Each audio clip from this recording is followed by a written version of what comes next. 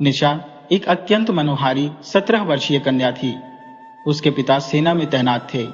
जब वह 17 की हुई तब उसके पिता का स्थानांतरण जयपुर हुआ। जयपुर में जहाज मोहल्ले में उन्होंने एक किराए का आवास लिया। इस मोहल्ले में उनकी यूनिट के कई सदस्य पहले से थे, जिससे वहां रहने में सहजता हुई। घर के सामने एक मंदिर था और दाईं ओर थोड़ी दूरी पर एक गली पार मस्जिद स्थित थी। 2 महीने बीत चुके थे उन्हें यहाँ आए हुए और अब तक पड़ोसियों से भी अच्छे संबंध स्थापित हो चुके थे। मोहम्मद भाई से उनका परिचय गहरा मित्रता में बदल चुका था। सतीश जी और मोहम्मद भाई भिन्न धर्मों के होते हुए भी सगे भाइयों से भी अधिक निकटता महसूस करते थे। मोहम्मद भाई का पुत्र इरफान और सतीश जी के बच्चे निशा और साहिल आपस में भाई बहनों की तरह घुल मिल गए थे। एक शाम जब निशा, साहिल और इरफान खेलते खेलते सामने के उस रहस्यमयी घर में जा पहुंचे, जो बाकी घरों से कुछ भिन्न और डरावना प्रतीत होता था। मोहल्ले में ऐसी चर्चाएं थी कि उस घर में एक जिन का वास है, जिसके चलते कोई भी उस ओर जाने का साहस नहीं करता था। जब सतीश जी अपने परिवार के साथ यहाँ आए थे, तब मोहम्मद भाई ने उन्हें इस घर के बारे में चेतावनी दी थी। मोहम्मद भाई ने बताया था, सतीश भाई, आप तो सेना में है, जिन बिन पर विश्वास नहीं करते होंगे, लेकिन सामने वाला घर, सच में वहां एक प्राचीन जिन का साया है। वह 1000 साल पुराना जिन है, जिसने अब तक किसी को हानि नहीं पहुंचाई है, लेकिन सुरक्षा के मद्देनजर मौलवी साहब और पीर दरगाह के बाबा ने मंत्रों और पाक जल से उसे उस घर में बांध रखा है। बच्चों को वहां जाने से रोकिए, क्योंकि बच्चों पर ऐसी आत्माओं का प्रभाव जल्दी होता है। हालांकि सतीश जी ने इसे हंसी में टाल दिया था, फिर भी बच्चों की सुरक्षा के लिए उन्हें समझा दिया था कि उस घर की ओर न जाए। मगर बच्चे होते ही है ना, उन्हें बात मानने की आदत नहीं होती। खेलते खेलते जब वे उस रहस्यमय घर में घुसे, तभी अचानक निशा बेहोश हो गई। यह देख साहिल और इरफान भयभीत होकर घर की ओर भागे। साहिल ने घर पहुंचते ही जोर से चिल्लाया, मम्मी मम्मी, दीदी बेहोश हो गई। उसकी मम्मी घबराकर उसे साथ लेकर वहां पहुंची। उधर इरफान भी अपने माता पिता के साथ उस जिन वाले घर में पहुंच चुका था। सभी ने देखा कि निशा अब भी अचेत पड़ी थी। इरफान के पिता उसे उठाकर अपने घर ले गए। शाम का समय था जब निशा के पापा भी घर लौट आए थे। डॉक्टर को बुलाया गया और उन्होंने बताया कि निशा को कमजोरी की वजह से चक्कर आ गए थे, इसलिए बच्ची का ध्यान रखने की सलाह दी। इधर मोहम्मद भाई ने इरफान और साहिल दोनों को डांटना शुरू किया। वे गुस्से में बोले, कहा था ना उस घर में मत जाना, वहां जिन्नात रहते हैं, फिर भी तुम वहां चले गए। कभी तो किसी की बात मान लिया करो। देखो अब क्या हो गया। डरे सहमे दोनों बच्चे चुपचाप डांट सुन रहे थे। तभी निशा के पापा ने हस्तक्षेप किया, अरे इरफान भाई, कोई जिन्न विन्न नहीं है। डॉक्टर ने कहा है कि कमजोरी के कारण ही निशा को चक्कर आया है। बच्चों के मन में इस तरह की बातें मत डालिए। मोहम्मद भाई ने जवाब दिया, सतीश भाई, आप भले ही ना माने, लेकिन मैं मानता हूं। अगर आगे से तुम तीनों में से कोई भी उस घर की तरफ गया तो मेरे से बुरा कोई नहीं होगा, समझे? इतना कहकर मोहम्मद भाई घर के अंदर चले गए। उधर निशा को होश आ गया था और अब वह बिल्कुल ठीक लग रही थी। निशा की मां ने पूछा, निशा बेटा तुम ठीक हो ना? निशा ने जवाब दिया, हाँ मां, मैं ठीक हूं।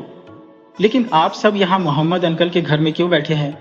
उसके पापा ने जवाब दिया, कुछ नहीं बेटा, खेलते खेलते तुम बेहोश हो गई थी तो हम तुम्हें यहां ले आए। अब चलो घर चलते हैं, आज हम सब पिज्जा खाएंगे। निशा की मां ने निशा की शर्ट की ओर देखा और पूछा, ये तुम्हारी शर्ट के बटन को क्या फंसा हुआ है? निशा ने जवाब दिया, मां, जब मैं उस घर में खेलने गई थी तो दरवाजे पर बहुत से धागे बंधे हुए थे। अचानक से मेरा शर्ट का बटन उनमें अटक गया। शायद बटन छुड़ाने के दौरान धागा टूटकर बटन के साथ रह गया होगा। निशा की मां ने इस बात पर ज्यादा ध्यान नहीं दिया और निशा को लेकर घर चली आई। उन्हें कहाँ पता था कि यह सिर्फ दरवाजे का धागा नहीं टूटा था। इस पवित्र धागे के टूटने से अब जिन्न भी आजाद हो चुका था। खैर, जिन्न क्या करेगा, ये तो बात की बात थी। लेकिन उस शाम सभी ने मिलकर पिज्जा खाया और खूब मस्ती की। अगले दिन सुबह सुबह जब निशा के घर की घंटी बजी तो निशा की मां ने बड़बड़ाते हुए कहा, इतनी सुबह सुबह कौन घंटी बजा रहा है? उन्होंने आवाज देकर सतीश से कहा, जरा देखो दरवाजे पर कौन है। सतीश ने दरवाजा खोला तो सामने एक सुंदर युवक खड़ा था। गोरा रंग, मध्यम आकार की नीली आंखें और ऊंची कद काठी वाले उस युवक की उम्र लगभग 20-21 साल की रही होगी। सतीश ने पूछा, हाँ कहिए। वह युवक बोला, जी, जो सामने वाला मकान है, मैं वहां रहने आया हूं। क्या आप मेरी मदद करेंगे? 2-3 दिन के लिए मेरा सामान यहां रख लीजिए, जब तक मैं घर की सफाई करा लूं। उसके बाद मैं सामान ले जाऊंगा। सतीश ने युवक से कहा, क्या तुम्हें उस घर के बारे में पता नहीं है? लेकिन तुम हो कौन? युवक ने जवाब दिया, जी, मेरा नाम अंकित है और मैं उस घर में शिफ्ट होने आया हूं। सतीश बोले, तुम जानते हो तुम क्या कह रहे हो? यहाँ के लोग कहते हैं उस घर में जिन्न का साया है और तुम वहां रहने आए हो। अंकित बोला, क्या मैं अंदर आ सकता हूं प्लीज? मैं पिछले 2 दिनों से यात्रा कर रहा हूं, बहुत थक गया हूं। सतीश ने कहा, हाँ हाँ आओ। फिर उन्होंने अपनी बेटी से कहा, बेटी एक गिलास पानी ले आओ। निशा ने कहा, अभी लाती हूं पिताजी। अंकित ने बात जारी रखते हुए कहा, सर, मैंने भी अपने मम्मी पापा से इस घर के बारे में सुना था। दरअसल ये घर मेरे परदादा जी ने बनवाया था, लेकिन जब मेरे दादाजी 12-13 साल के थे तब उस घर में अजीब अजीब घटनाएं होने लगी थी। अचानक से दादाजी बीमार रहने लगे। जब पता करवाया गया तो किसी ने बताया कि उस घर में जिन्न का साया है। दादाजी की जान बचाने के लिए परदादाजी ने वह घर छोड़ दिया। तब से वहां कोई नहीं रहता था। सतीश ने पूछा, तो बेटा तुम यहाँ क्या करने आए हो? अंकित ने रुंधे हुए गले से जवाब दिया, मेरे मम्मी पापा की एक कार दुर्घटना में मौत हो गई थी 8 महीने पहले। हम किराए के मकान में रहते थे, लेकिन उनके जाने के बाद सब खत्म हो गया। मकान मालिक ने भी घर खाली करने को कह दिया। जब कोई रास्ता नहीं सूझा तो मुझे अपने परदादा जी के इस मकान का ख्याल आया। मुझे बस रहने के लिए एक घर चाहिए और अपने खुद के घर से बेहतर कोई जगह नहीं हो सकती। ये कहते कहते अंकित की आंखों में आंसू आ गए। सतीश जी ने अंकित से कहा, अरे बेटा तुम रो मत, मैं समझ सकता हूं तुम्हारी हालत। अगर तुम्हें उस घर में ही रहना है तो बस थोड़ा संभल कर रहना, और जहां तक सामान रखने की बात है तुम निश्चिंत होकर रख सकते हो। अंकित ने जवाब दिया, जी अंकल जी, वैसे तो मैं इन सब बातों पर यकीन नहीं करता और मुझे लगता है कि जब हम किसी के साथ बुरा नहीं करेंगे तो हमारे साथ भी कुछ बुरा नहीं होगा। अच्छा, अब मैं चलता हूं। आप प्लीज मेरा सामान देख लीजिए। पुष्पा, जो सतीश जी की पत्नी थी, दरवाजे के पास खड़ी यह सब सुन रही थी। जाने क्यों उन्हें अंकित कुछ अजीब सा लगा। उन्होंने सतीश से कहा, सुनिए जी, मुझे वो लड़का कुछ ठीक नहीं लग रहा। कुछ तो अजीब है उसमें। आपको उसका सामान रखने से मना कर देना चाहिए था। सतीश बोले, अरे भाई, वो बेचारा इतनी मुसीबत में है और तुम हो कि यह सब बातें कर रही हो। हमें उसकी मदद करनी चाहिए। 2 दिन बाद अंकित ने फिर दरवाजा खटखटाया। इस बार दरवाजा निशा ने खोला। अंकित ने पूछा, अंकल जी घर पर है? निशा ने जवाब दिया, क्या काम है पापा से और आप कौन हैं? अंकित ने बताया, मेरा नाम अंकित है और मेरा कुछ सामान यहाँ रखा हुआ है, मैं वही लेने आया हूँ। निशा ने कहा, अच्छा, तो तुम वही हो जिनका सामान पापा ने मेरे कमरे में रखा है। रुको, मैं पापा को बुलाती हूँ। निशा ने दरवाजे से ही अपने पापा को आवाज लगाई, पापा, कोई बाहर आया है। सतीश जी दरवाजे पर आए और बोले, अरे अंकित, अंदर आओ, बाहर क्यों खड़े हो? अंकित बोला, बस अंकल जी, सामान लेने आया हूं। सतीश जी ने पूछा, घर की सेटिंग हो गई सारी? अंकित ने जवाब दिया, हाँ अंकल जी, वो पिछले 2 दिनों से वही काम चल रहा था। आपने देखा ही होगा, जो भी मरम्मत करवानी थी सब हो गई है। अब बस बाहर का थोड़ा सा काम बाकी है। एक बार सारा सामान शिफ्ट कर लूं, फिर वो भी हो जाएगा। सतीश जी बोले, ठीक है, लेकिन बेटा तुम्हारा गुजर बसर कैसे होगा? कोई नौकरी वोकरी का सोचा है? अंकित ने जवाब दिया, जी अंकल जी, कल ही पापा के वकील का फोन आया था। उन्होंने बताया कि पापा ने मेरे नाम पर एक एफडी करवाई थी। साथ ही हमारी फैक्ट्री को एक बड़ी कंपनी फाइनेंस करना चाहती है। पापा का नाम काफी मशहूर था, तो उसी के आधार पर वो लोग बिजनेस को आगे बढ़ाना चाहते हैं 50% पार्टनरशिप में। इससे इनकम तो आ ही जाएगी और मैं यहीं पर एक नया बिजनेस शुरू करने की भी सोच रहा हो। सतीश जी ने कहा, अरे ये तो बहुत अच्छी बात है कि तुम्हारी फैक्ट्री भी बच गई और अब खुद का कुछ काम भी करोगे। ये तो बढ़िया हुआ बेटा। अंकित बोला, जी अंकल जी, अब मैं चलता हूं। और वह अपना सामान लेकर चला गया। सतीश जी दरवाजा बंद करके अंदर आ ही रहे थे कि फिर से दरवाजे की घंटी बज गई। सतीश जी ने कहा, अरे अब कौन आ गया? दरवाजा खोला तो सामने मोहम्मद भाई खड़े थे। मोहम्मद भाई ने कहा, अरे सर जी, आज ड्यूटी पर नहीं गए? सतीश जी ने जवाब दिया, नहीं यार, आज छुट्टी ली है। काफी दिन हो गए थे, छुट्टी नहीं की थी। मोहम्मद भाई बोले, अरे बढ़िया है, मतलब सुबह की चाय आपके घर होगी? सतीश जी मुस्कुराते हुए बोले, यह भी कोई कहने की बात है? पुष्पा, जरा 2 कप चाय और नाश्ता ले आना, मोहम्मद मियाँ आए हैं। पुष्पा ने चाय और नाश्ता तैयार किया और काम में लग गई। मोहम्मद भाई ने बातों बातों में पूछा, सामने वाले घर में कोई रहने आया है क्या? सतीश जी ने जवाब दिया, हाँ, अंकित नाम है उसका, बड़ा ही सुलझा हुआ लड़का है। माँ बाप 8 महीने पहले गुजर गए और किराए के घर से भी निकाल दिया गया। बस इसलिए वो अपने परदादा का घर, जो उन्होंने बहुत पहले छोड़ दिया था, अब वापस आया है। मोहम्मद भाई ने कहा, लेकिन न जाने क्यों मुझे उस लड़के को देखकर कुछ अजीब सा महसूस हो रहा है, जैसे वो हमसे बहुत अलग है। ऐसा नहीं है कि कोई बुरा एहसास हो या कोई खतरे वाली बात हो, लेकिन फिर भी कुछ तो है उसमें, है ना भाई साहब? पुष्पा, जो पास खड़ी थी, कहने लगी, मुझे भी ऐसा ही लगा था उसे देखकर, लेकिन इन्हें तो मेरी बातें बेमतलब की लगती है। पुष्पा अंदर से बोलती हुई बाहर आई और सतीश जी से बोली, मुझे तो वो लड़का अजीब सा लगता है, कुछ सही नहीं लग रहा। सतीश जी ने हंसते हुए कहा, अरे ऐसी कोई बात नहीं है, बस तुम्हारे मन में उस घर को लेकर जो शक है, उसी की वजह से तुम्हें ऐसा लग रहा है। मोहम्मद भाई बोले, हाँ यह भी हो सकता है, खैर छोड़ो, बस वो लड़का सलामत रहे। उधर अंकित अपने घर में एक लड़की की फोटो हाथ में लेकर खुद से ही बड़बड़ा रहा था। किसने सोचा था, तुम्हें देखते ही मुझे तुमसे प्यार हो जाएगा, और वो भी इस कदर कि मेरी दुनिया के सारे उसूल और कायदे तोड़कर मैं इस घर में यूं रहूंगा। पहले भी था इस घर में, लेकिन एक कैदी की तरह। पर तुम्हारी वजह से आज मैं आजाद हूं। अगर तुम्हारी कमीज की बटन से वो पाक धागा नहीं टूटता तो मैं आजाद नहीं होता। अनजाने में ही सही, तुमने मुझे आजादी दिलवाई है, इसके लिए मैं हमेशा तुम्हारा कर्जदार रहूंगा, लेकिन वादा करता हूं कि हमेशा तुम्हारी हिफाजत करूंगा। अंकित के चेहरे पर एक अजीब सी मुस्कान थी। उसने फोटो को देखते हुए कहा, निशा, तुमसे मुझे प्यार हो गया है। मुझे पता है कि एक इंसान और एक जिन का प्यार मुमकिन नहीं हो सकता, पर मैं इसे मुमकिन बनाकर ही रहूंगा। बिना किसी जबरदस्ती के, बिना किसी जादू के, मैं तुम्हें अपनी मोहब्बत से अपना बनाऊंगा। तुम्हारे लिए तो मेरी जान भी हाजिर है। अंकित एक जिन्न था, लेकिन उसने कभी किसी इंसान को नुकसान नहीं पहुंचाया था, बल्कि जब से वो आजाद हुआ था तब से उसने लोगों की मदद ही की थी। उसे घर में कैद कर लिया गया था, पर अब निशा की वजह से वो फिर से आजाद हो गया था। कहा जाता है कि जब कोई जिन्न आपकी मदद करता है तो वो आपका कर्जदार बन जाता है, लेकिन अंकित का निशा के प्रति सिर्फ कर्ज नहीं बल्कि मोहब्बत भी बढ़ती जा रही थी। अब 1 साल हो चला था और मोहल्ले में भी अंकित की सबसे जान पहचान हो गई थी।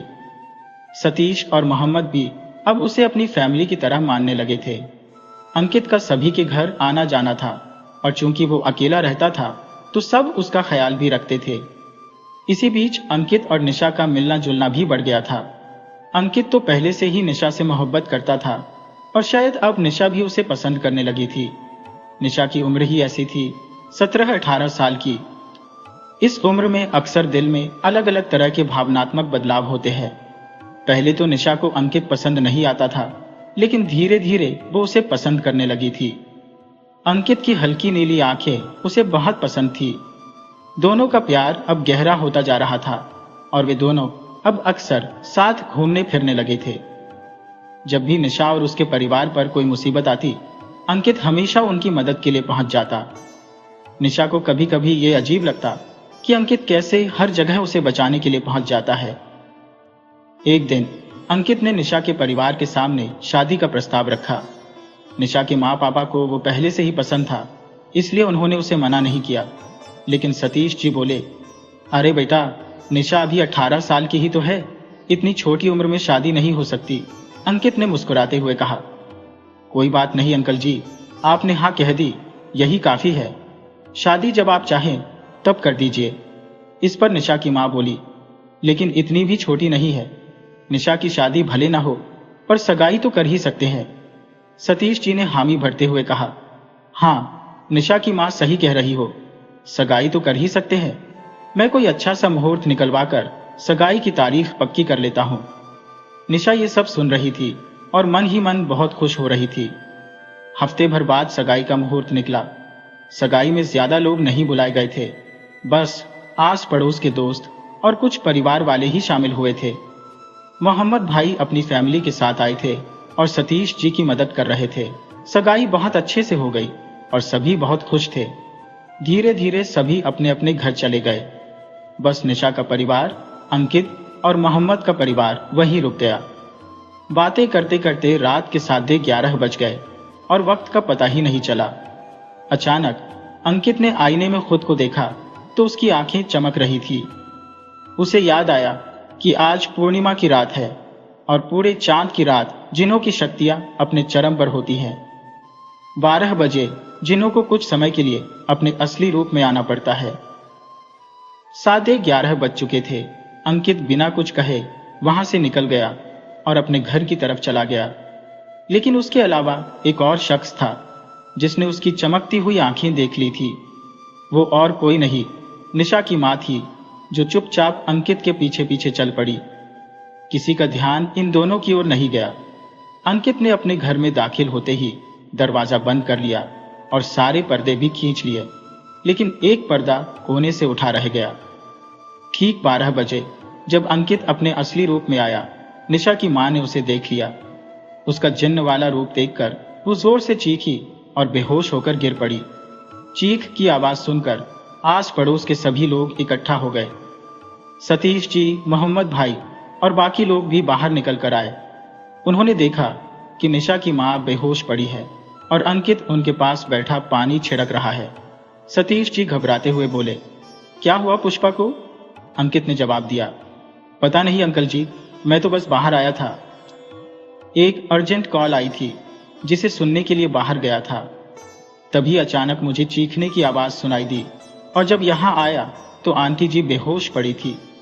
सतीश और अंकित ने मिलकर पुष्पा को उठाया और अंकित के घर के अंदर ले गए। उन्होंने डॉक्टर को भी बुला लिया। डॉक्टर ने जांच के बाद कहा, यह किसी शॉक की वजह से बेहोश हुई है, चिंता की कोई बात नहीं है। मैंने इन्हें नींद का इंजेक्शन दिया है, सुबह तक होश आ जाएगा। रात भर सभी वहीं रुक गए। सुबह होते ही पुष्पा को होश आ गया। निशा अपनी मां के पास बैठी थी और बोली, मम्मी आप अब ठीक हो? सतीश जी ने भी पुष्पा के पास बैठते हुए कहा, तुम ठीक हो ना? कल अचानक क्या हुआ था तुम्हें? पुष्पा डरी हुई अंकित की ओर देखती है और जैसे ही कुछ कहने वाली होती है, अंकित अपने जादू से पुष्पा की कल रात की सारी यादें मिटा देता है। अब उसे कुछ याद नहीं रहता कि उसने अंकित को जिन्न बनते हुए देखा था। सतीश जी फिर से पूछते हैं, बताओ तो क्या हुआ था कल रात? पुष्पा ने थोड़ा असमंजस में कहा, पता नहीं, मुझे कुछ याद नहीं आ रहा। हम सब बातें कर रहे थे और उसके बाद क्या हुआ कुछ समझ नहीं आ रहा। सतीश जी बोले, कोई बात नहीं, ज्यादा सोचो मत, आराम करो। इसके बाद सब कुछ फिर से सामान्य हो गया और सभी अपने अपने घर चले गए। ऐसे ही 2 साल बीत गए और अंकित की असली पहचान अभी भी सबसे छुपी हुई थी।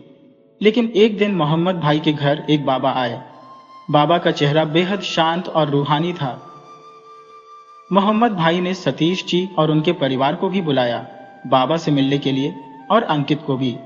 मोहम्मद भाई ने सतीश जी से कहा, सतीश भाई, ये बाबा हमारे गांव के रहने वाले हैं। हमारे गांव में एक बहुत पुरानी दरगाह है, पीर बाबा की। बाबा वहीं रहते हैं और वर्षों से पीर बाबा की सेवा करते आ रहे हैं। जब हम छोटे थे और गांव में रहते थे तो बाबा से मिलने मजार पर जाया करते थे। आजकल किसी काम से शहर आए थे तो मुझसे मिलने आ गए। सोचा आपसे भी मिलवाता चलो। सभी ने बाबा को प्रणाम किया। तभी मोहम्मद भाई बोले, अरे अंकित नहीं आया अभी तक, उसे भी बाबा से मिलवा देते। सतीश जी ने कहा, हाँ, उसे तो फोन कर दिया था, आता ही होगा। तभी अंकित दरवाजे पर आ गया। सतीश ने दरवाजे की तरफ देखा और कहा, अंकित आ गया। अंकित जैसे ही अंदर आया, बाबा को देखकर उसके चेहरे पर एक अजीब सी परेशानी छा गई। बाबा ने भी उसे देखते ही पहचान लिया कि वह इंसान नहीं बल्कि कुछ और है।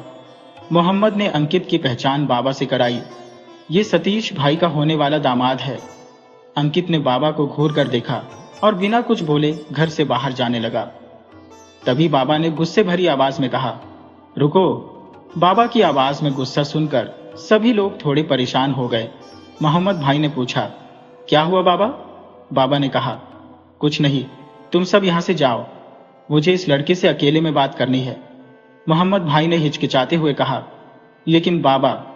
बाबा ने फिर से कहा ना, सभी बाहर जाओ, और जब तक मैं न कहूं कोई अंदर नहीं आएगा। सभी लोग बाहर चले गए। अब घर के अंदर सिर्फ बाबा और अंकित रह गए थे। बाबा ने अंकित की तरफ देखते हुए कहा, तू इंसानों के बीच क्या कर रहा है? देख, मैं जानता हूं तू एक जिन्न है, इंसान नहीं। बता, क्या मकसद है तेरा? और मैंने सुना है कि तू उस लड़की से शादी करने वाला है। जानता है ना, एक जिन्न और इंसान का मिलन क्या मतलब रखता है? अंकित ने कहा, बाबा, मेरा कोई गलत मकसद नहीं है। मैं उस लड़की से सच्चा प्यार करता हूं। मैं पिछले 13 सालों से उस घर में कैद था, बिना किसी गलती के। मैंने कभी किसी को नुकसान नहीं पहुंचाया, फिर भी मुझे कैद कर दिया गया। उस लड़की ने मुझे आजाद किया और मैं उसका कर्जदार हूं। मैंने वादा किया है कि हमेशा उसकी हिफाजत करूंगा। आप भी जानते हैं कि जिन्न अपना वादा अधूरा नहीं छोड़ते।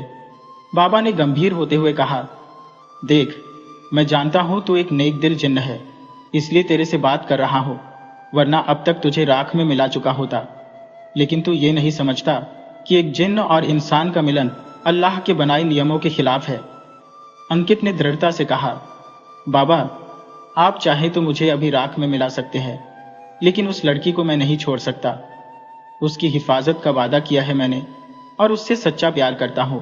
मुझे पता है कि जिन्हों की दुनिया के नियम इस प्यार को मंजूर नहीं करते, लेकिन जो भी सजा होगी मैं मंजूर करूंगा, पर मैं उसे कोई नुकसान नहीं पहुंचने दूंगा। ये एक जिन्न का वादा है।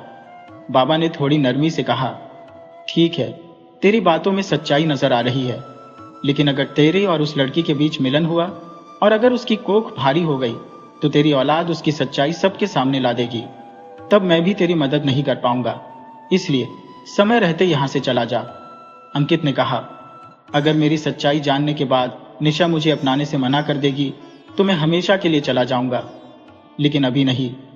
आप वादा करो बाबा, आप मेरी सच्चाई किसी से नहीं बताएंगे। बाबा ने सोचा और फिर कहा, ठीक है, मैं तेरी सच्चाई किसी को नहीं बताऊंगा, लेकिन अगर तू सच में उस लड़की से शादी करना चाहता है तो 10 दिन के अंदर शादी कर ले, और शादी के बाद अगले 15 दिनों तक उसके करीब नहीं जाएगा।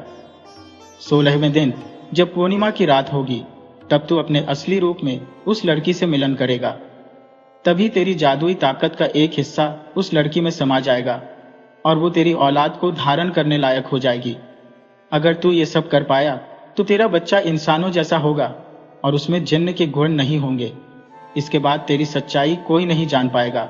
लेकिन अगर तू जो मैंने कहा वो नहीं कर पाया तो तेरी औलाद में जिन्न की शक्तियां होंगी और वो तेजी से बढ़ेगा।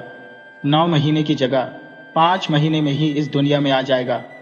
ख्याल रखना, 25 दिन बाद पूर्णिमा की रात ही मिलन होना चाहिए। ये मौका 11 सालों में एक बार आता है। अगर इस बार चूक गया तो फिर अगले 11 साल बाद मिलेगा। अगर तू जिंदगी भर उस लड़की के साथ रहना चाहता है बिना अपनी सच्चाई सामने लाए तो यही वक्त है। उधर बाहर सभी लोग परेशान थे कि बाबा ने अंकित को अकेले में क्यों बुलाया। ऐसी क्या बात हो गई जो बाबा अकेले में अंकित से बात कर रहे थे। बाबा ने थोड़ी देर बाद सभी को अंदर बुलाया। इससे पहले कि कोई कुछ पूछता, उन्होंने खुद ही कहना शुरू कर दिया, अंकित एक बहुत अच्छा लड़का है, बस मुझे इसके आसपास किसी अनजान ताकत का आभास हुआ था, इसलिए मैंने इसकी नजर उतारने के लिए इसे अकेले में बुलाया था। अगर मैं ये सब पहले बता देता तो नजर उतारने में वो ताकत रुकावट डाल सकती थी, इसलिए बिना किसी को बताए ये करना जरूरी था। बाबा की बातें सुनकर सभी मान गए और फिर बाबा ने कहा, अगर हो सके तो इन दोनों बच्चों की शादी अगले 10 दिनों के अंदर ही करवा दो, इससे बहुत अच्छा होगा। इतना कहकर बाबा वहां से चले गए। सतीश जी थोड़े झल्लाते हुए बोले, अरे ये कैसे हो सकता है, ऐसे अचानक 10 दिनों में शादी करवा दें? निशा अभी सिर्फ 19 साल की है, इतनी जल्दी शादी कैसे करवा सकते हैं? और बाबा बस कहकर चले गए कि शादी करवाओ। मोहम्मद भाई समझाने लगे, सतीश भाई, बाबा बहुत बड़े ज्ञानी है, उनकी शक्तियों को मैंने खुद देखा है। उन्होंने कभी किसी का बुरा नहीं सोचा।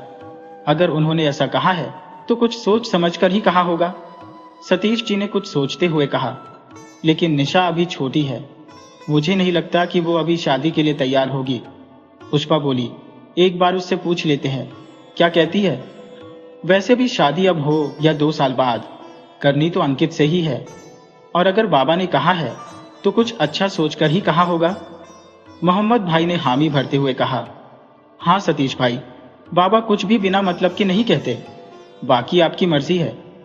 सतीश जी ने अंकित की तरफ देखा और कहा, अंकित, तुम्हें क्या लगता है?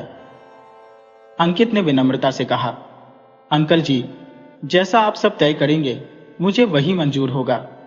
अगर आप निशा की आगे की पढ़ाई की चिंता कर रहे हैं तो शादी के बाद भी मैं उसे पढ़ाई से मना नहीं करूंगा। मेरा काम भी अब अच्छा चल पड़ा है तो उसकी सारी जरूरतें पूरी कर सकता हो।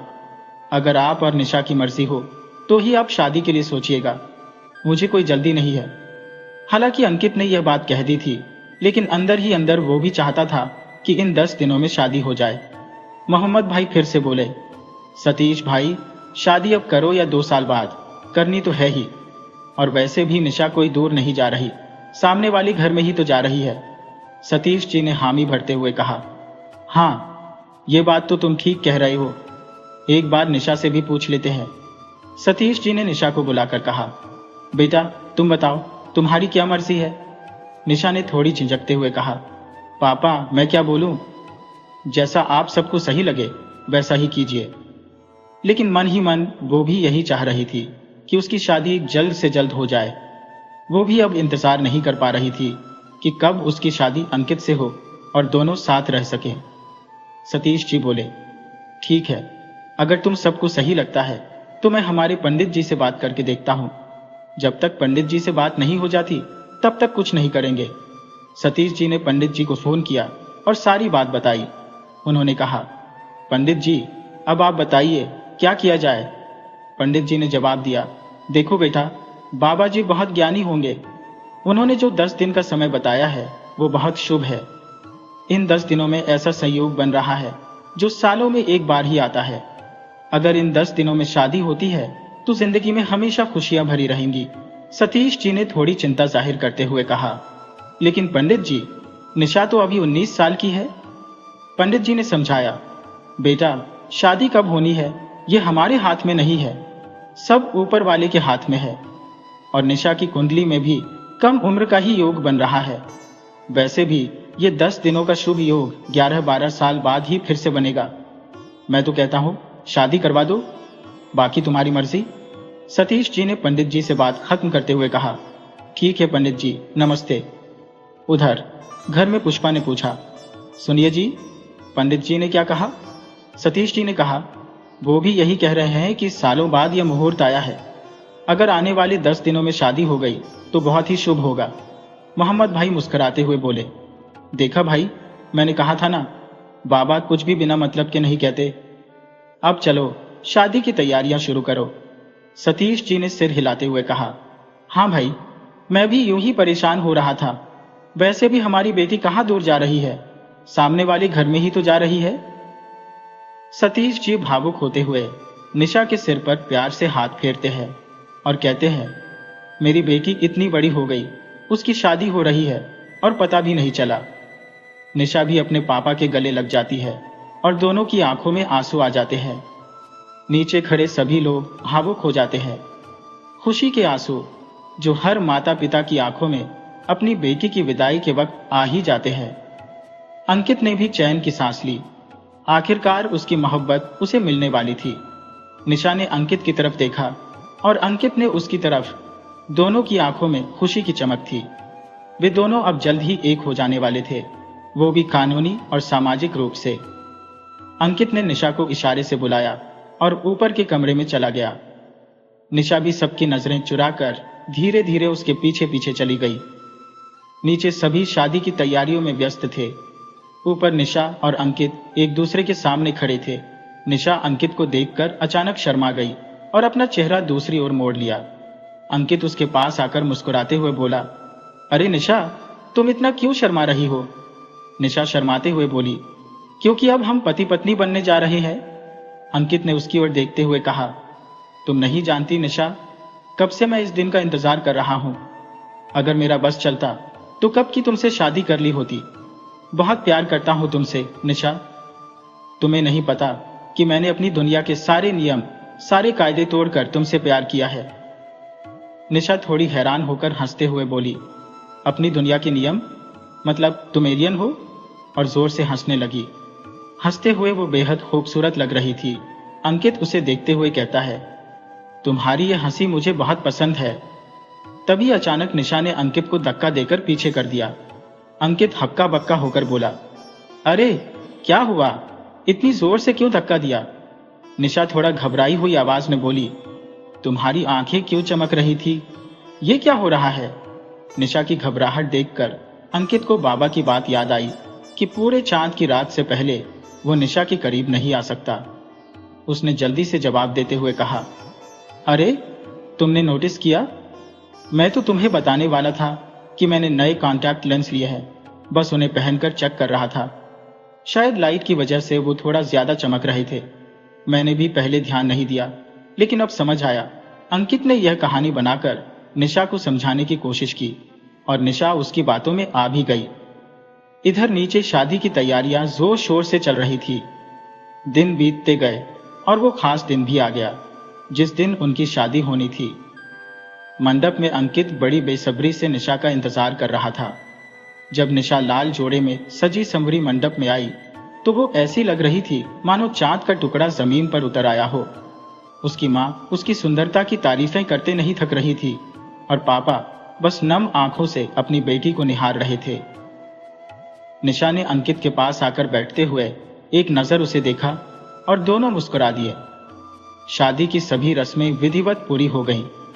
विदाई का समय आया तो निशा की माँ, पापा, मोहम्मद भाई और पूरा परिवार नम आंखों से उसे विदा कर रहे थे।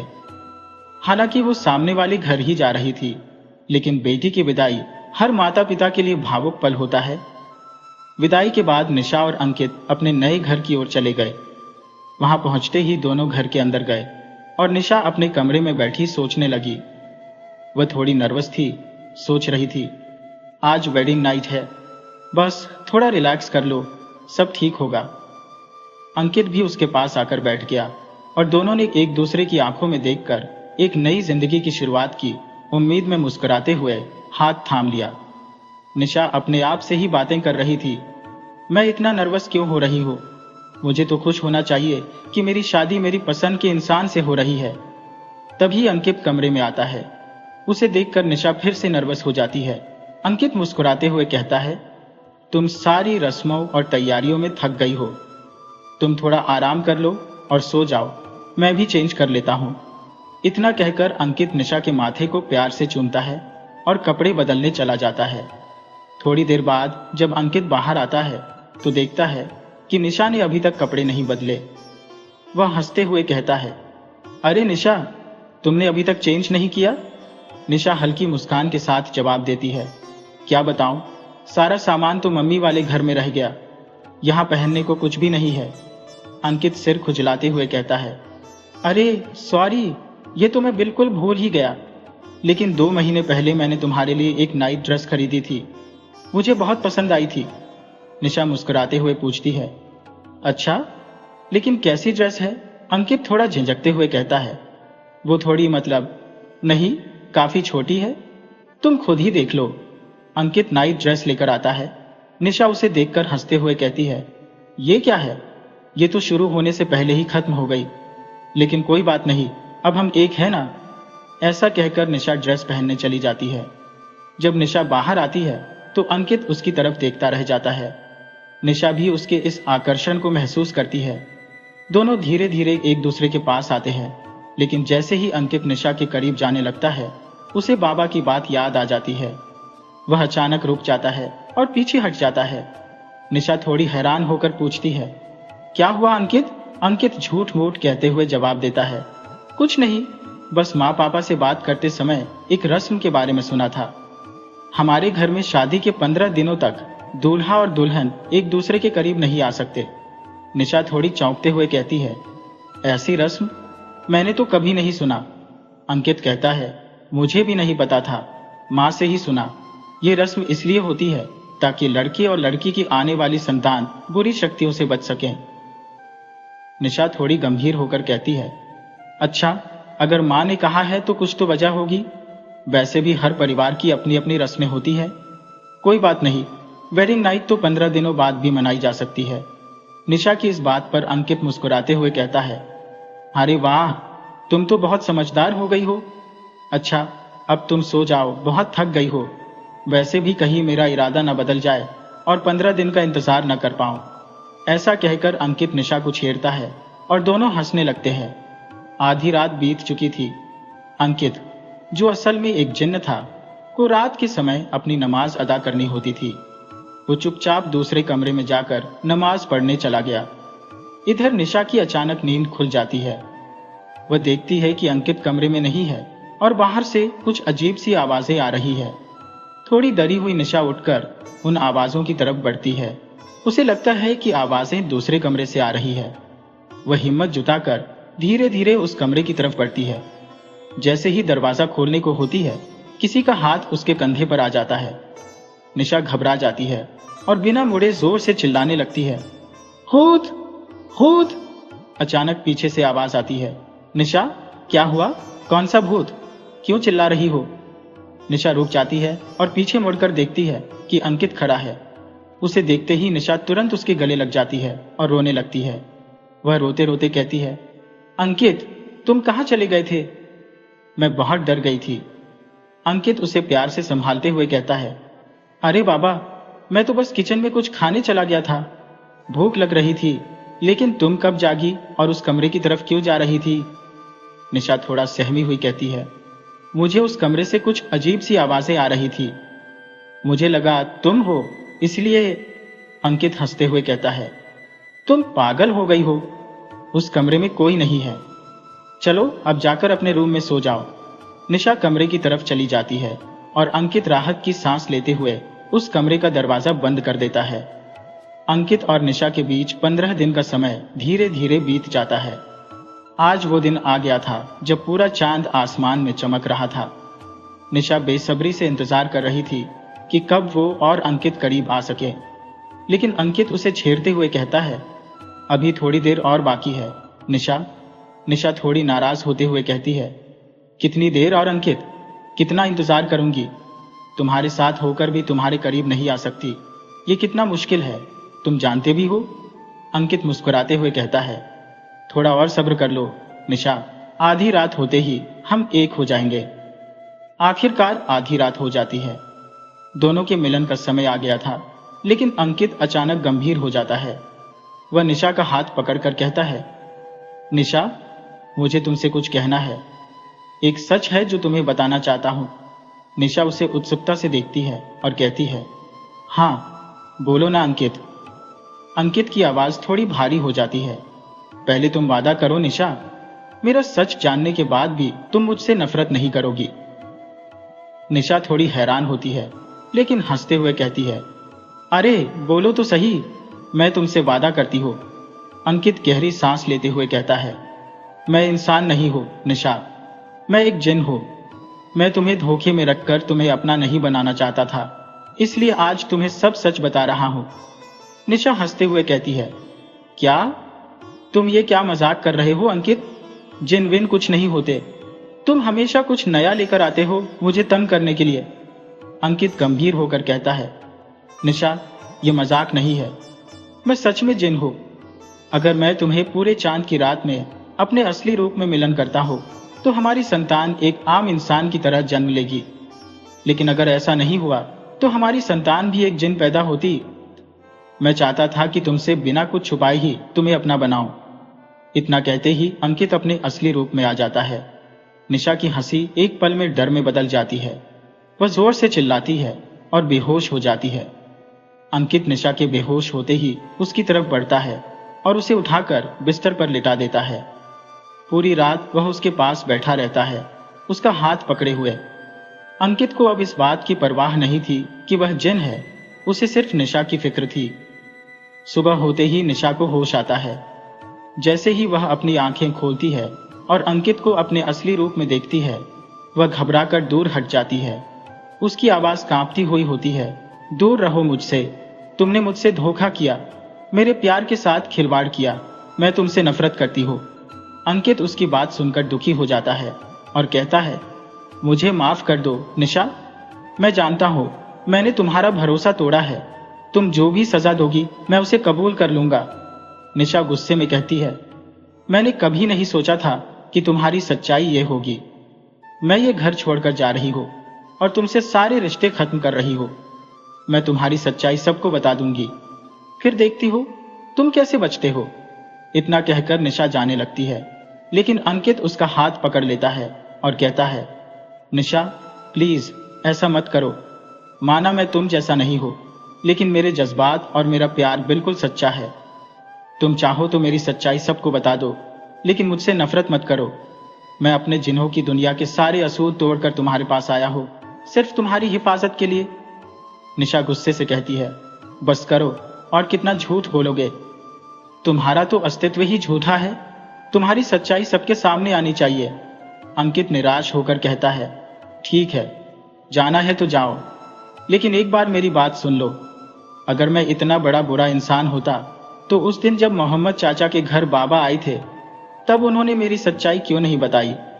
निशा थोड़ी रुकती है और हैरानी से पूछती है, कहना क्या चाहते हो तुम। अंकित ने बात शुरू की, जैसे तुम्हारे इंसानों में कुछ लोग अच्छे होते हैं और कुछ बुरे, वैसे ही हमारी जिन्हों की दुनिया में भी कुछ जिन अच्छे होते हैं और कुछ शैतानी होते हैं। अगर मैं बुरा होता तो वो बाबा मुझे उसी वक्त राख में बदल देते। उन्होंने मेरी सच्चाई मेरे अंदर देखी और तभी मुझे अकेले में ठहरने को कहा था। मैं एक सच्चा जिन्न हूं और एक दिन अल्लाह के किसी भी नेक बंदे के सामने झूठ नहीं बोल सकता, चाहे वो नेक हो या बुरा। इसलिए मैं बाबा से झूठ नहीं बोल सकता था। अगर मेरे अंदर बुराई का कोई अंश होता तो क्या वो हमारी शादी को 10 दिनों में होने की इजाजत देते। उन्होंने तो मुझे धुएं में बदलकर यहां भेजा था, और अगर मुझे कुछ गलत करना होता तो अब तक मैं कर चुका होता। लेकिन मैंने ऐसा कुछ नहीं किया, क्योंकि मैंने तुमसे सच्चा प्यार किया है। अगर मुझे जिन्हों की दुनिया के सबसे खतरनाक जहन्नुम में भी जाना पड़े तो मैं जाऊंगा, पर तुम मुझसे नफरत करके खुद से अलग मत करो। मुझे पता है कि शायद तुम्हें मुझ पर यकीन नहीं हो रहा होगा, क्योंकि मैंने अपनी सच्चाई तुमसे छिपाई थी। हाँ, मैं एक जिन्न हूं, लेकिन मैंने अपनी ताकत का कभी गलत इस्तेमाल नहीं किया।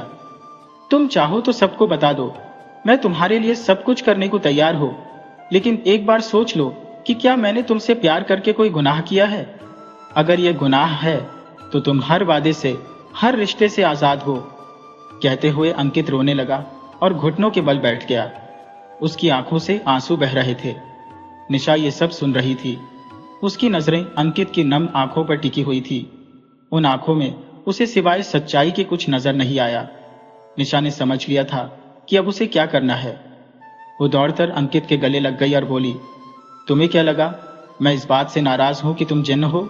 नहीं, बात सिर्फ इतनी है कि तुमने मुझसे अपनी सच्चाई छिपाई।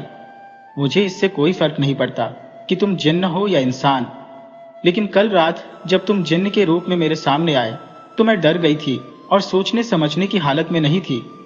लेकिन अब तुम्हारी बातें सुनने के बाद मैं सच कह रही हूं, तुमसे अच्छा साथी मुझे नहीं मिल सकता। मैं भी तो तुमसे प्यार करती हूँ। कल रात को तुमने अपनी पूरी जिंदगी का सच मुझसे छिपा सकते थे, लेकिन तुमने ऐसा नहीं किया। प्यार तो प्यार होता है, चाहे वो जिन्न हो या इंसान। मैं भी तुमसे बहुत प्यार करती हूँ। अंकित निशा की बात सुनकर बहुत खुश हो गया और उसे अपने गले से लगा लिया। उसके मन से एक बड़ा बोझ उतर गया और दोनों एक दूसरे के गले लग गए और बिना किसी झूठ के एक नए रिश्ते की शुरुआत की। अगले दिन अंकित ने निशा को एक पैकेट दिया। निशा ने पूछा, इसमें क्या है? अंकित ने कहा, खुद देख लो। निशा ने पैकेट खोला तो उसमें 2 टिकटें थी। उसने पूछा, ये किसकी टिकट है? अंकित ने जवाब दिया, ये हमारे हनीमून की है। निशा खुशी से बोली, हम घूमने जाएंगे? और बहुत उत्साहित हो गई। अंकित ने कहा, हाँ, हम जर्मनी जाएंगे। निशा ने कहा, लेकिन उसमें तो बहुत खर्चा होगा ना। अंकित ने हंसते हुए कहा, तुम भूल गई कि तुम्हारा पति एक जिन्न है और उसके पास बहुत सी शक्तियां हैं। तुम्हें किस बात की टेंशन है? निशा ने कहा, ठीक है, लेकिन एक बात का ध्यान रखना, किसी के सामने ये मत कहना कि तुम कौन हो। अगर किसी ने सुन लिया तो तुम जानते हो क्या होगा, और मैं किसी भी हालत में तुम्हें खोना नहीं चाहती। अंकित ने वादा किया, अब ऐसा कुछ नहीं कहूंगा, सॉरी। निशा ने कहा, ठीक है, लेकिन हम जर्मनी नहीं जाएंगे बल्कि शिमला जाएंगे। मेरा सपना है कि एक बार शिमला घूमने जाऊं। अंकित ने कहा, जैसा आप चाहें, हमें जगह से क्या लेना देना, बस जहां तुम खुश हो मैं भी वही खुश हूं। निशा ने कहा, अच्छा ठीक है, कब चलना है? अंकित ने जवाब दिया, कल सुबह की फ्लाइट है। निशा ने कहा, मेरे पास तो कपड़े भी नहीं है, चलो जल्दी से शॉपिंग कर लेते हैं। अंकित ने हंसते हुए कहा, किसने कहा कि कपड़े नहीं है? निशा ने कहा, सब भारी भरकम सूट है, वो मैं नहीं पहन सकती। अंकित ने हवा में हाथ घुमाया और सामने कई कपड़े प्रकट हो गए। निशा ने आश्चर्य से कहा, यह कैसे हुआ? मुझे यकीन नहीं हो रहा। अंकित हंसते हुए बोला, अब इन सब की आदत डाल लो, मैं तुम्हें हर वो चीज लाकर दूंगा जो तुम्हारे दिल में ख्वाहिश होगी, बस एक चुटकी में सब हाजिर कर दूंगा। निशा मुस्कुराते हुए बोली, अच्छा ही है कि तुम जिन्न हो, मेरा तो फायदा ही फायदा है। अंकित छेड़ते हुए बोला, अरे कल तो मुझे छोड़कर जाने की धमकी दे रही थी, अब क्या हुआ? निशा ने शर्माते हुए जवाब दिया, वो तो बस मैं घबरा गई थी, छोड़ो ये सब, अब मैजिक से शॉपिंग हो गई तो अब बैग भी पैक करा दो। अंकित ने मजाकिया लहजे में कहा, जैसा हुक्म आपकी मल्लिका। दोनों खुशी खुशी सामान पैक करने लगे और अगले दिन सभी से मिलकर शिमला के लिए रवाना हो गए। शिमला पहुंचते ही दोनों ने होटल में अपना सामान कमरे में रखा, फ्रेश होकर खाना ऑर्डर किया। निशा ने थकान भरी आवाज में कहा, मैं बहुत थक गई हूं, फ्लाइट तो ठीक थी, लेकिन ये बस का गोल गोल घूमता रास्ता, मेरे तो चक्कर आने लगे। अंकित ने उसे दिलासा देते हुए कहा, तुम खाना खाकर आराम कर लो, सुबह उठकर घूमने चलेंगे। निशा ने सिर हिलाते हुए कहा, हाँ सच में, खाना आ जाए और फिर बस सो जाना है। दोनों खाना खाकर सो गए। अगले दिन उन्होंने पूरा दिन शिमला में घूमने और शॉपिंग करने में बिताया। जब शाम को वे होटल के कमरे में लौटे तो निशा कमरे की साज सज्जा देखकर हैरान रह गई। कमरा कैंडल लाइट और बैलून से सजा हुआ था। निशा ने उत्सुकता से पूछा, ये किसने किया? अंकित ने हंसते हुए कहा, और कौन करेगा? निशा ने फिर पूछा, लेकिन कब? तुम तो मेरे साथ ही थे। अंकित ने मुस्कुराते हुए कहा, सुबह होटल वालों को कहा था कि शाम तक रूम को सजा देना, और देखो उन्होंने कर दिया, तुम्हें सरप्राइज देने के लिए। निशा ने खुश होते हुए कहा, यह बहुत अच्छा लग रहा है अंकित, थैंक यू। अभी बात खत्म भी नहीं हुई थी कि अंकित ने रूम सर्विस को कॉल किया और वे शैंपेन की बोतल और गिफ्ट्स लेकर आ गए। निशा ने खुशी से पूछा, इतना सब कुछ किस खुशी में? अंकित ने मुस्कुराते हुए कहा, तुम मेरे साथ हो, मेरे पास हो, इससे बड़ी खुशी और क्या हो सकती है? अंकित ने गिफ्ट बॉक्स निशा को दिया। निशा ने जब बॉक्स खोला तो उसमें एक प्यारी सी ड्रेस थी। निशा ने हैरानी से कहा, यह क्या है? अंकित ने मजाक में कहा, जूते हैं, देख नहीं रही? निशा हंसते हुए बोली, ड्रेस है, लेकिन ये तो नई ड्रेस नहीं लग रही। अंकित ने शरारत भरे अंदाज में कहा, यार इतनी प्यार से लेकर आया था, सोचा था कितनी अच्छी लगोगी इसमें, अगर पसंद नहीं तो फेंक दो। निशा ने हंसते हुए कहा, अरे बाबा गुस्सा क्यों होते हो, मैं अभी पहन कर आती हूं। फिर निशा ने दूसरा गिफ्ट खोला जिसमें एक गोल्ड रिंग और एक गोल्ड चैन थी जिसमें दोनों की तस्वीर लगी हुई थी। निशा ने खुश होकर कहा, यह तो बहुत सुंदर है।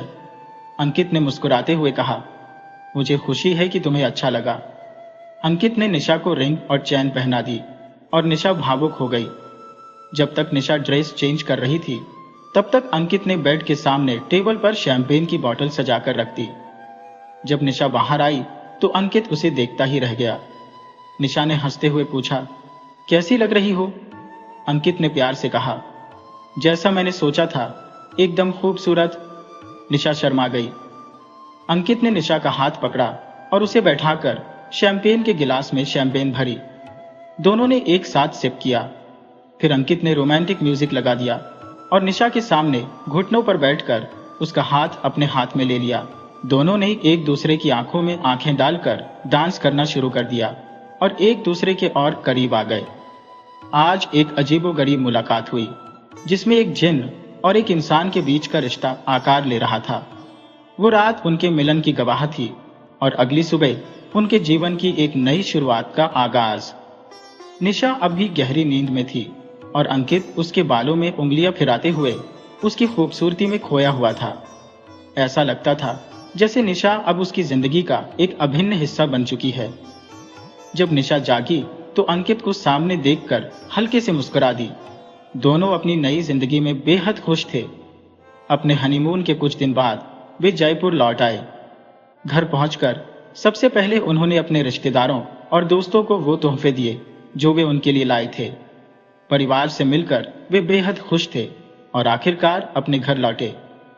घर पहुंचते ही अचानक निशा की तबीयत बिगड़ने लगी। उसे उल्टियां और चक्कर आने लगे। अंकित घबरा गया। उसने अपने जादू से निशा को ठीक करने की कोशिश की, लेकिन कुछ भी असर नहीं हुआ। जादू की नाकामी ने अंकित को हैरत में डाल दिया। फिर वह फौरन डॉक्टर को बुलाया। डॉक्टर ने निशा का मुआयना किया। अंकित चिंतित होकर पूछने लगा, डॉक्टर साहब, निशा ठीक तो है ना? उसकी तबीयत कैसी है? डॉक्टर ने मुस्कुराते हुए कहा, चिंता की कोई बात नहीं है। इस स्थिति में कभी कभी कमजोरी और चक्कर आना आम बात है। अंकित थोड़ा उलझन में बोला, मतलब? डॉक्टर ने जवाब दिया, आपकी पत्नी गर्भवती है? यह सुनकर अंकित की सांसें तेज हो गईं। डॉक्टर के जाने के बाद अंकित ने निशा के पास जाकर बताया, तुम प्रेग्नेंट हो? निशा ने खुशी के साथ कहा, अरे ये तो खुशी की बात है। लेकिन अंकित गंभीरता से बोला, निशा, हमारी शादी को अभी सिर्फ 1 हफ्ता हुआ है और तुम 4 हफ्ते की गर्भवती हो। निशा ने हक्का बक्का होकर कहा, क्या कह रहे हो तुम? ये कैसे हो सकता है? अंकित ने गंभीरता से कहा, यह मजाक नहीं है, डॉक्टर ने यही कहा है। हमने बहुत बड़ी गलती कर दी है। हमें बाबा की बात माननी चाहिए थी। उन्होंने कहा था कि हमारा मिलन सिर्फ पूर्णिमा की रात को ही हो सकता है, लेकिन हमने अनजाने में ये नियम तोड़ दिया। मुझे अभी बाबा से मिलना होगा।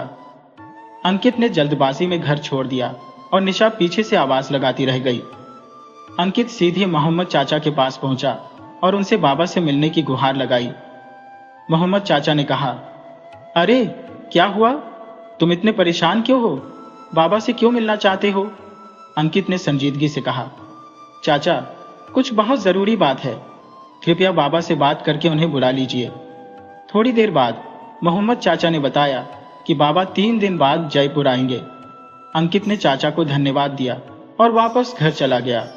3 दिन बाद जब बाबा आए तो अंकित उन्हें अपने घर ले गया। बाबा ने पूछा, कहो अंकित, क्यों बुलाया मुझे? अंकित ने घबराते हुए सब कुछ बाबा को बता दिया। बाबा ने गहरी सांस लेते हुए कहा, ये तुमने क्या कर दिया? अंकित, मैंने तुम्हें साफ साफ समझाया था कि जिन्न होने के नाते तुम्हारा मिलन केवल पूर्णिमा की रात को हो सकता है, लेकिन तुमने ये नियम तोड़ा। अब तुम्हें अंदाजा भी नहीं है कि इससे क्या मुसीबतें आने वाली है। बाबा ने बताया, गैर वक्त मिलन की वजह से तुम्हारा एक हिस्सा निशा की कोख में आकार ले चुका है। अगर मेरी बात मानी होती तो बच्चा सामान्य होता, लेकिन अब यह बच्चा जिन्न की शक्तियों के साथ पैदा होगा। यही कारण है कि यह बच्चा इतनी जल्दी बढ़ रहा है। इस समय उसे अस्तित्व में ही नहीं होना चाहिए था, लेकिन वो 4 हफ्तों का हो चुका है और इसका जन्म भी 9 महीने की बजाय 5 महीने में हो जाएगा। बाबा ने आगे चेतावनी दी, ये तो बस शुरुआत है। जो आगे होने वाला है उसके लिए तैयार रहो। जिन्नात की दुनिया के खिलाफ जाकर तुमने अपनी मोहब्बत को अपनाया है, लेकिन इस गलती की सजा अब तुम्हें और निशा को भुगतनी पड़ेगी। लेकिन हां, अगर तुम्हारी मोहब्बत सच्ची है तो कोई भी सजा तुम्हारा कुछ नहीं बिगाड़ सकेगी। बाबा ने फिर समझाया, जिन्नात की दुनिया के नियमों के मुताबिक अगर किसी जिन्न और इंसान का मिलन होता है तो उनकी पहली औलाद जिन्नात की दुनिया का बादशाह या मलिका बनेगी। इसका मतलब है कि तुम्हारा बच्चा जिन्नात की दुनिया पर हुकूमत करेगा। तुम्हारे द्वारा की गई उस चूक का कारण मैं समझाता हूँ। जब मैंने कहा था कि पूर्णिमा की रात को ही यदि तुम्हारा मिलन होता है तो तुम्हारी संतान एक सामान्य इंसान के रूप में जन्म लेगी और उसका जिन्नात की दुनिया से कोई संबंध नहीं रहेगा, लेकिन तुम्हारी गलती की वजह से अब तुम्हारी संतान जिन्न की शक्तियों के साथ जन्म लेगी और वही संतान जिन्नात की दुनिया पर हुकूमत करेगी, जिसे बाकी जिन्न कभी भी स्वीकार नहीं करेंगे। सदियों से जिन्नात इस ताकत को हासिल करने की कोशिश कर रहे हैं और वो इसे एक बच्चे के हाथों में इतनी आसानी से नहीं आने देंगे। बाबा ने गंभीर स्वर में आगे कहा, जो जिन्न अल्लाह को खुद से ऊपर मानते हैं उनसे तुम्हें कोई खतरा नहीं है, परंतु यहाँ पर अच्छे जिन्नों की तुलना में बुरे जिन्नों की संख्या अधिक है। वे हर हालत में तुम्हारी संतान को जन्म लेने से पहले ही खत्म करने की कोशिश करेंगे। सामने बैठी निशा भी बाबा की बातों को गंभीरता से सुन रही थी। अंकित ने चिंता जताते हुए कहा, लेकिन बाबा, क्या कोई रास्ता है? मैं निशा और अपनी संतान को खोना नहीं चाहता। बाबा ने गहरी सांस लेते हुए कहा, कोई रास्ता तो नहीं है, मेरे पास अब सिर्फ अल्लाह की ही आस है। तुम्हें अपनी बीवी की हर हालत में हिफाजत करनी होगी ताकि कोई भी बुरी ताकत उसे नुकसान न पहुंचा सके। इसके साथ ही तुम्हें दोनों मेरे साथ चलना होगा। मैं तुम्हें अपने पीर बाबा की दरगाह पर ले चलूंगा, वहां कोई जिन्न अपनी ताकत नहीं दिखा सकता। अंकित ने घबराते हुए पूछा, लेकिन बाबा, बाकी सबको हम क्या कहेंगे? जब उन्हें सच्चाई पता चलेगी तो वे क्या करेंगे? बाबा ने समझाते हुए कहा, चिंता मत करो, माना कि तुम एक जिन्न हो पर नेक भी हो, मैं सबको समझा दूंगा। बाबा निशा और अंकित को निशा के घर लेकर गए, जहां उसके माता पिता और मोहम्मद भाई को भी बुलाया गया। अंकित की सच्चाई जानकर सभी घबरा गए। निशा के पिता ने गुस्से में कहा, बाबा, आपने इसे यहां क्यों लाया? इसने हमारी बेटी की जिंदगी खतरे में डाल दी है। आप इसे अपने मंत्रों से फूंक दीजिए और हमारी बेटी की कोख में पल रहे जिन्न को गिरवा दीजिए। हम अपनी बेटी के साथ ऐसा नहीं होने देंगे। निशा ने दृढ़ता से कहा, नहीं मम्मी, आप ऐसा कुछ नहीं करेंगी। अंकित ने मुझसे शादी के तुरंत बाद ही सब कुछ बता दिया था। मुझे सब पता था कि हमारे एक होने पर क्या मुश्किलें आ सकती हैं। अगर आपने अंकित को कुछ भी किया तो मैं अपनी जान दे दूंगी। मोहम्मद भाई ने शांत स्वर में कहा, सतीश भाई, मुझे लगता है कि अंकित एक नेक इंसान है। अगर वो बुरा होता तो अब तक निशा को छोड़ चुका होता, लेकिन उसने ऐसा नहीं किया। वह यहाँ तक निशा के साथ है तो जरूर उसकी नीयत अच्छी होगी। बहुत समझाने के बाद सभी ने अंकित को स्वीकार कर लिया और उसे बाबा के साथ दरगाह पर भेजने के लिए तैयार हो गए। बाबा उन्हें दरगाह पर लेकर गए और वहां एक कमरे में उन्हें रहने की व्यवस्था कर दी। बाबा ने बताया कि वे एक ऐसे फकीर को जानते हैं जो जिन्नात की दुनिया के बहुत से रहस्यों को जानते हैं और जिन्हों पर काबू पा सकते हैं। अगले दिन बाबा उस फकीर को बुलाते हैं। फकीर ने अंकित को देखते ही समझ लिया कि वह एक नेक जिन्न है और निशा को देखते ही जान गया कि उसके भीतर एक जिन्न की संतान पल रही है। फकीर ने अंकित से कहा, तुझे अपनी दुनिया के कायदे पता नहीं थे? एक जिन्न और इंसान कभी एक नहीं हो सकते। अंकित ने जवाब दिया, मुझे सब पता था फकीर बाबा, लेकिन मैं यह नहीं जानता था कि मेरी संतान भी एक जिन्न होगी और जिन्नात के तख्त की इकलौती दावेदार बनेगी। आप मेरी मदद कीजिए। फकीर बाबा ने कहा, देख, मुझे इस दरगाह के बाबा ने सब कुछ बता दिया है। तू एक नेक जिन्न है और तेरी मोहब्बत सच्ची है, इसीलिए मैं तेरी मदद कर रहा हूँ। कोई भी जिन्न तेरा कुछ नहीं बिगाड़ पाएगा, लेकिन एक जिन्न है जो सबसे पुराना है और इस वक्त हजारों साल का है। वह जिन्न ऐसा ताकतवर है कि उसके सामने बाकी जिन्न थर थर कांपते हैं। उसकी ताजपोशी अगले पूर्णिमा की रात को होनी थी, लेकिन तेरी संतान उसकी राह में बाधा बन रही है। अब वह हर हाल में उसे खत्म करने की कोशिश करेगा। फकीर बाबा ने गंभीरता से कहा, वो बहुत ताकतवर है, मैं भी उसका सामना नहीं कर पाऊंगा, लेकिन अगर तू उससे समझौता करने को तैयार हो तो हो सकता है वह तेरी संतान को छोड़ दे, पर उसके बदले में वह कुर्बानी मांगेगा। एक जान के बदले एक जान। अंकित ने कहा, फकीर बाबा, मैं आपकी बात समझ नहीं पाया। फकीर बाबा ने कहा, मैं जानता हूं कि तेरी संतान में जिन्न की शक्तियां तेरी वजह से है, लेकिन अगर तू खुद जिंदा नहीं रहेगा तो तेरे साथ वो शक्तियां भी खत्म हो जाएंगी और तेरी संतान एक साधारण इंसान बन जाएगी। अगर तू अपनी जान की कुर्बानी दे देगा तो तेरी औलाद महफूज रहेगी, नहीं तो वो उसे मार डालेगा। अंकित ने कहा, मैं अपनी जान देने के लिए तैयार हूं, बस मेरा बच्चा सलामत रहे। फकीर बाबा ने कहा, ऐसे अपनी मर्जी से कुर्बानी नहीं दी जा सकती, तुझे जिन्न की शर्तों पर ही कुर्बानी देनी होगी।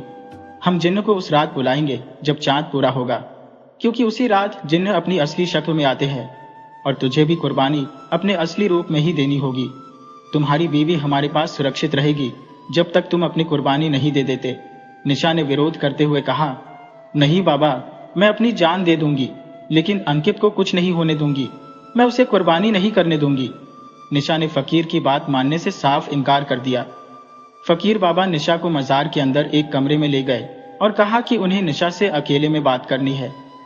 उन्होंने निशा को एक गहरा राज बताया जिससे जिन्न को खत्म किया जा सकता है, और ये काम सिर्फ निशा ही कर सकती है, क्योंकि वह पहली इंसान है जो जिन्न की औलाद को अपनी कोख में रखे हुए है। फकीर बाबा ने निशा को एक खास खंजर दिया और कहा, मैं अंकित को कुर्बानी देने के लिए कहूंगा और वो अपनी कुर्बानी देगा, जिससे तुम्हारी औलाद एक आम इंसान बन जाएगी। लेकिन यह अधूरा राज है और जिन्न को इसके बारे में कुछ नहीं पता। वो यह भी नहीं जानता कि अंकित की कुर्बानी उसका अंत बनने वाली है। जब पूर्णिमा की रात को अंकित जिन्न के रूप में अपनी कुर्बानी देगा तो तुम उसे इसी खंजर से मारोगी। फकीर बाबा ने निशा को आगे की योजना समझाई और कहा, ये राज तुम सिर्फ अपने तक ही रखोगी, किसी को भी नहीं बताओगी, यहां तक कि अंकित को भी नहीं। अगर अंकित को यह पता चला तो जिन्हों की किताब में यह राज दर्ज हो जाएगा, क्योंकि यह उनका नियम है कि जो भी उनकी दुनिया का राज जानता है वह किताब में दर्ज हो जाता है। निशा ने वादा किया कि वह इस राज को किसी को भी नहीं बताएगी और वैसा ही करेगी जैसा फकीर बाबा ने कहा। इसके बाद दोनों बाहर आ गए। अंकित ने पूछा, क्या हुआ बाबा, आप निशा को अंदर क्यों लेकर गए थे?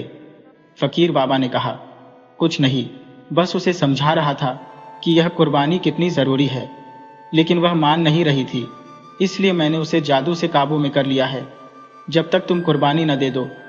अंकित ने कहा, आपने सही किया बाबा, मैं कुछ भी हो जाए अपनी बीवी और बच्चे को कुछ नहीं होने दूंगा।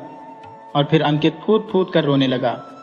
निशा ने पूछा, अंकित, तुम क्यों रो रहे हो? अंकित ने कहा, कुछ नहीं निशा, तुम बस अपना ख्याल रखो, मैं सब ठीक कर दूंगा। आखिरकार वह रात आ गई जब अंकित अपनी कुर्बानी देकर अपने बच्चे और निशा को बचाएगा। फकीर बाबा ने निशा और अंकित को सामने बैठाकर उस बुरे जिन्न को बुलाया। वह जिन्न बहुत ही विशाल और डरावनी आंखों वाला था। उसके लंबे नाखून और भयानक रूप देखकर निशा डर गई। अंकित ने निशा को गले से लगाकर उसे संभाला। जिन्न ने पूछा, बता फकीर, क्यों बुलाया है मुझे? पहली बार तुझे हराया था तब भूल गया? उस वक्त छोड़ दिया था, लेकिन अब की बार नहीं। फकीर बाबा ने कहा, तुमसे एक समझौता करने के लिए बुलाया है। जिन्न ने भयानक हंसी के साथ कहा, मुझसे समझौता? कैसा समझौता? फकीर बाबा ने निशा की ओर इशारा करते हुए कहा, तुम इस लड़की को जानते हो? जिन्न ने कहा, नहीं, कौन है ये? फकीर बाबा ने कहा, यह वही लड़की है जो जिन्नात के होने वाले बादशाह को जन्म देने वाली है। इसके अंदर जिन्न की औलाद सांसें ले रही है। जिन्न जोर जोर से हंसने लगा और कहा, तूने तो मेरा काम आसान कर दिया। मैं इसकी तलाश में था, लेकिन तू इसे खुद मेरे सामने ले आया। अब मैं इसे मार दूंगा ताकि उस नन्हे बादशाह को इस दुनिया में आने का मौका ही न मिले। फकीर ने कहा, इसीलिए तुझे बुलाया है, एक समझौता करने के लिए। इसकी जिंदगी के बदले में जो तू कहेगा वो तुझे मिलेगा। अंकित ने कहा, हाँ, मेरी औलाद और मेरी बीवी को छोड़ दे, मैं तेरी शर्तें मानने को तैयार हूं। जिन्न ने कहा, तुझे क्या लगता है इतनी आसानी से छोड़ दूंगा? मेरे से समझौता करना इतना आसान नहीं है, कुर्बानी देनी पड़ेगी। क्या तू दे पाएगा? अंकित ने कहा, हाँ, मैं अपनी जान की कुर्बानी दूंगा, बस मेरी औलाद को बख्श दे। जिन्न ने कहा, ठीक है, बख्श दूंगा, लेकिन मुझे भी कुर्बानी में तेरी औलाद की जान के बदले जान चाहिए। तू देगा अपनी जान की कुर्बानी? तेरी शक्तियां तेरी औलाद में है। जब तू ही नहीं रहेगा तो तेरी औलाद की शक्तियां अपने आप ही खत्म हो जाएंगी और वह एक साधारण इंसान बन जाएगी। बता, मंजूर है? अंकित ने कहा, हाँ, मंजूर है। तू जो कहेगा मैं सब मानूंगा, लेकिन वादा कर इसके बाद तू मेरी बीवी और बच्चे को नुकसान नहीं पहुंचाएगा। जिन ने कहा, वादा किया, आधी रात होते ही तू अपने असली रूप में आकर कुर्बानी देगा। अंकित ने कहा, ठीक है। आधी रात हो गई और अंकित की कुर्बानी का समय आ गया। निशा जोर जोर से रो रही थी। वह अंकित के पास जाने की कोशिश कर रही थी, लेकिन फकीर बाबा ने अपनी शक्ति से उसे रोक रखा था। अंकित अपने असली रूप में आ गया। फकीर बाबा ने उसे वह खंजर दिया जिसे अंकित ने अपने दिल में आर पार कर दिया। लहूलुहान अंकित जमीन पर गिर पड़ा और फकीर बाबा ने निशा को इशारा किया। निशा तुरंत दौड़कर अंकित के पास गई और उसी खंजर को अंकित के दिल में और गहराई तक उतार दिया। फिर वह भी अंकित के पास जमीन पर गिर पड़ी। फकीर बाबा ने तुरंत निशा के दिल से खंजर निकाला और उसे उस जिन के हाथ में पड़ी अंगूठी के बीचों बीच मार दिया। वह अंगूठी जिसने उसने अपने दिल को कैद किया हुआ था, अचानक जिन जलने लगा और वह जोर जोर से चीखने लगा, ऐसा नहीं हो सकता, मैं मर नहीं सकता। उसकी चीत्कार चारों ओर गूंज उठी और देखते ही देखते जिन राख बन गया।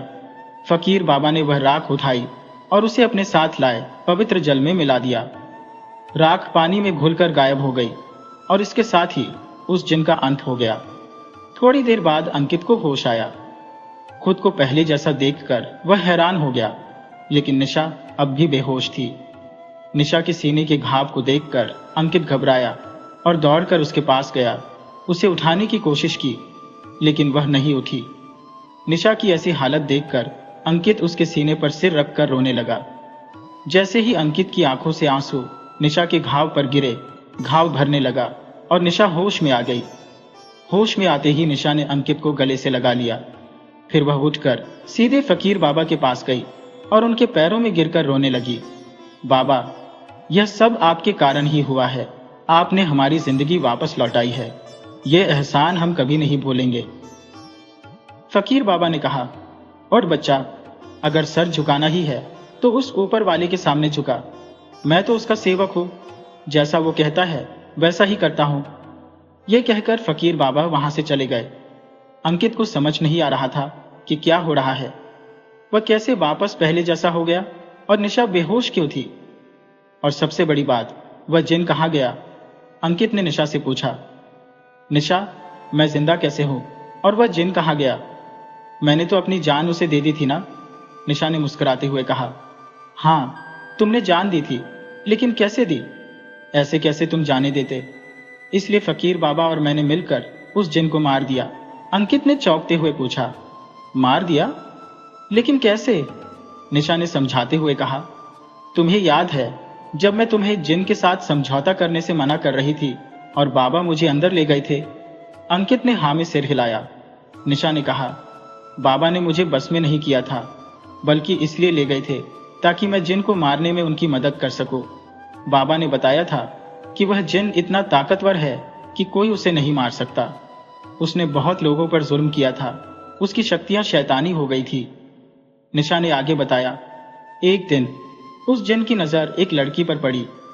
वह लड़की इतनी मासूम और पाक थी मानो खुद भगवान ने उसे जमीन पर भेजा हो। उसने उस लड़की को जादू से अपना बना लिया और जबरदस्ती उससे संबंध बनाए। जब वह लड़की जादू से बाहर आई तो बहुत देर हो चुकी थी। वह मां बनने वाली थी, लेकिन उसकी हालत ऐसी थी कि वह खुद भी जीने के काबिल नहीं थी। उस जिन ने उस लड़की की जिंदगी को नरक बना दिया। उसकी ताकत इतनी थी कि वह लड़की उससे बच नहीं पाई। लेकिन माँ तो माँ होती है। उस लड़की ने अपने बच्चे को बचाने के लिए खुद को मार डाला।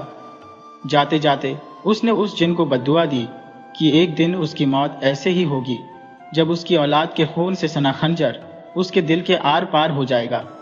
बाबा ने मुझे बताया कि जब तुम अपने सीने में खंजर मारोगे तो मुझे भी उसी खंजर को अपने सीने में मारना होगा। हमारे खून से सना खंजर ही उस जिन का अंत करेगा। मैंने बिल्कुल वैसा ही किया, इसलिए मैं भी तुम्हारे पास नीचे गिर गई। दोस्तों, अगर आपको यह कहानी पसंद आई हो तो कृपया हमारे चैनल को सब्सक्राइब करें, वीडियो को लाइक करें और शेयर करें।